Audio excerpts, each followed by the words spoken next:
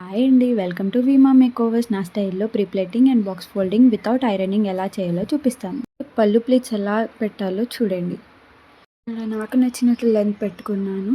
And ఇక్కడ pinning ఎప్పుడైనా సరే మధ్యలో పెట్టొద్దు. ఇక్కడ సైడ్‌కి పెట్టాలి. అప్పుడైతే ఐరనింగ్ చేసుకున్న మీరు మంచిగా నీట్‌గా వస్తాయి ప్లీట్స్. నేనైతే మధ్యలో నుంచి తీస్తానండి ప్లీట్స్. అలా అయితే ఇక్కడ లాస్ట్‌కి ఎండింగ్‌కి వచ్చేసరికి ఒకటి కిందికి, ఒకటి మీదికి రాకుండా ఉంటుంది. సో, నేను అలా చేసుకుంటాను. ప్లీట్స్ కొంచెం పెద్దగానే పెట్టుకుంటాను. నాకు అలాగే ఇష్టం పట్టు శారీస్‌కి. సో, నేను ఇలా పెట్టేసుకున్నాను. ఇప్పుడొచ్చేసి సెంటర్ ప్లీట్స్ అనమాట. ఫస్ట్ బొడ్డు దగ్గర నుంచి చూసుకోవాలనమాట లెంత్. ఆ తర్వాత బొడ్డు నుంచి ఒక రౌండ్ తిప్పుకొని ఇప్పుడు బొడ్డు దగ్గర తర్వాత కొంచెం ముందుకు తీసుకోవాలనమాట. అలా అయితే కొంచెం అటు ఇటు అయినా సరే మంచిగా వస్తాయి ప్లీట్స్. అయితే నాకు 5 ప్లీట్స్ వచ్చాయండి సెంటర్ ప్లీట్స్ నా సైజ్‌కి. సెంటర్ ప్లీట్స్ మంచిగా అరేంజ్ చేసుకోవాలండి. ఒక హాఫ్ ఇంచ్ గ్యాప్ వచ్చేంత వరకి. బార్డర్ కూడా సేమ్ రావాలి. అన్నీ మంచిగా అరేంజ్ చేసుకొని చూసుకోవాలి.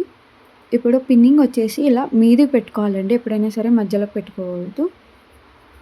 ఇక్కడ కింద కూడా మంచిగా అరేంజ్ చేసుకోవాలనమాట నీట్‌గా. అరేంజ్ చేసుకోవాలి.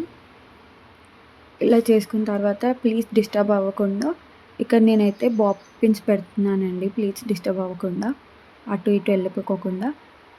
మీ దగ్గర సేఫ్టీ పిన్ ఉంటే అవి కూడా యూజ్ చేయొచ్చు.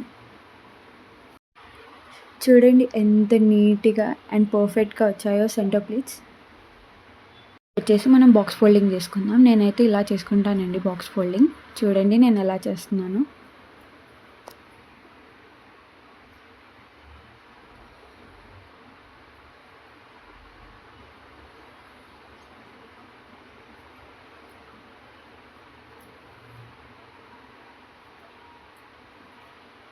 ఇలా ఈజీగా ట్రై చేయండి. చాలా బాగా ఈజీగా వస్తుంది. అంత కష్టపడాల్సిన అవసరం లేదు. చూడండి నీట్‌గా అరేంజ్ చేసుకొని ముందుకనేసుకోవాలి. ఇప్పుడు ఇక్కడ మిగిలింది కదా!